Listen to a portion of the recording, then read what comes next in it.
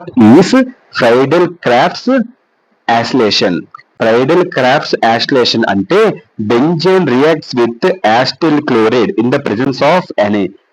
Next AlCl3 and forms acetophenone. అంటే ఈ point కి అర్థం ఏంటంటే అమ్మా, బెంజిన్ రియాక్ట్స్ విత్ ఏంటి, యాసిటిల్ క్లోరైడ్. ఓకేనమ్మా, దీని COCH3 అంటారు. ఓకేనా, బెంజిన్ కి ఏంటి అవసరము, COCH3 గ్రూప్ అనేది యాడ్ అవుతుంది. ఓకేనమ్మా, benzene reacts with acetyl chloride.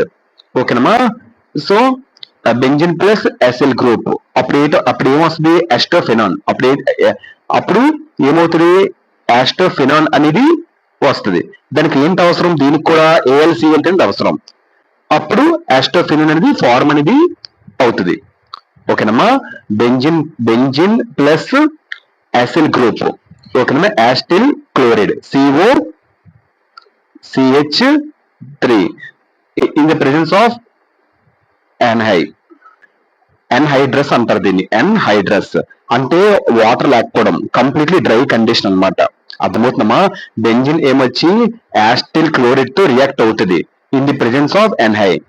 అప్పుడు ఆ బెంజిన్ ప్లస్ యాసిల్ గ్రూప్, అప్పుడు ఏంటి వస్తుంది, యాస్టోఫెనాన్ అనేది వస్తుంది. ఓకేనమ్మా, దీనికి ఏంటి కావాలి, AlCl3 కావాలి. అప్పుడే యాస్టోఫెనాన్ అనేది తయారవుతుంది. ఓకేనమ్మా, బెంజిన్ COCH3 అవసరం, గ్రూప్ యాడ్ అనేది అవుతుంది.